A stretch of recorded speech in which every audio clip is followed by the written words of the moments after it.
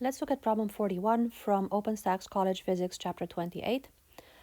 Part A asks to calculate the speed of a 1 microgram particle of dust that has the same momentum as a proton moving at 0.999 c. And Part B, what does the small speed tell us about the mass of a proton compared to even a tiny amount of macroscopic matter? So let's start by writing down our knowns and unknowns.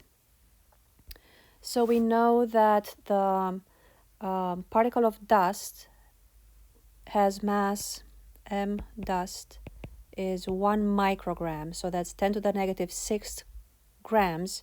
And a gram is 10 to the negative 3 kilograms. So that makes it 1 times 10 to the negative 9 kilograms. We are not given the mass of the proton, but we know what it is from a random table that we can find it in. So mass of the proton is 1.673 times 10 to the negative 27 kilograms. We're told that the momentum of the proton is moving at, so V proton is 0.999 c. And what we're looking for is the velocity of the dust particle, knowing that the momentum of the proton equals the momentum of the dust particle. So we'll have to use relativity, and relativistic momentum is mv divided by square root 1 minus v squared over c squared. So the first time I tried to do this problem, I said, okay, well, momentum of the proton equals momentum of the dust.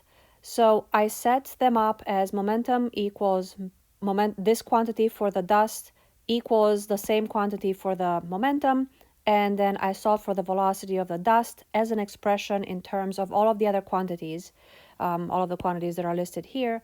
And the problem with that was that when I started plugging numbers in, it turns out that I had this 1 minus a really, really tiny quantity over here. So my calculator just said, well, that's roughly 1. And then I had to add that to another quantity that was tiny, and my calculator just said, well, that's also just 1. So my calculations didn't work out that way. I had to find a different way of solving for the velocity then.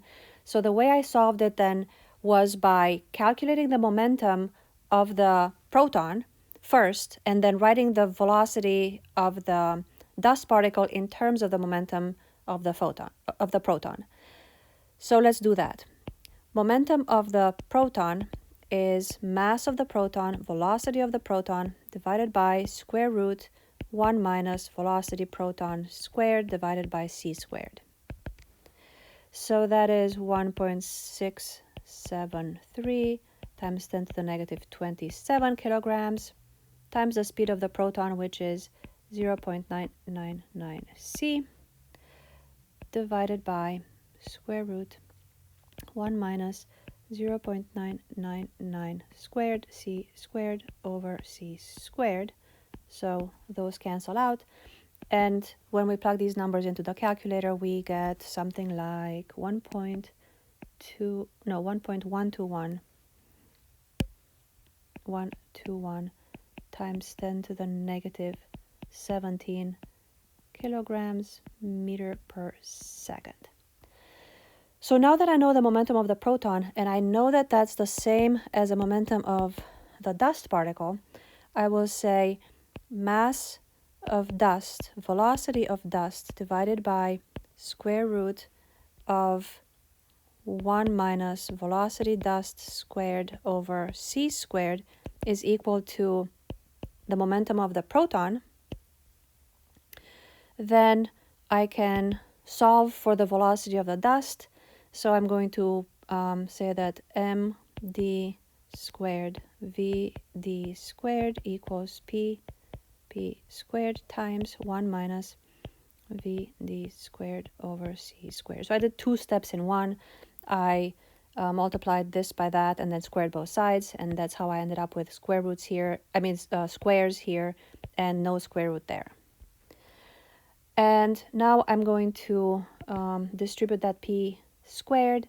So I have md squared vd squared equals pp squared minus p proton squared vd squared over c squared.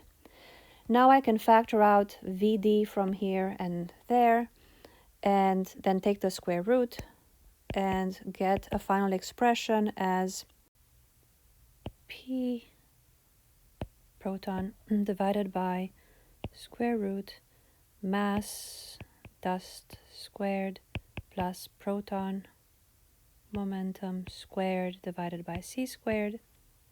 So that will be 1.121 times 10 to the negative 17 kilogram meter per second divided by square root mass of the dust particle is 1 times 10 to the negative 9 kilograms, and I have to square that, plus 1.121 times 10 to the negative 17th divided by c quantity squared. And when we plug in these numbers, we end up with 1.12 times 10 to the negative 8 meters per second.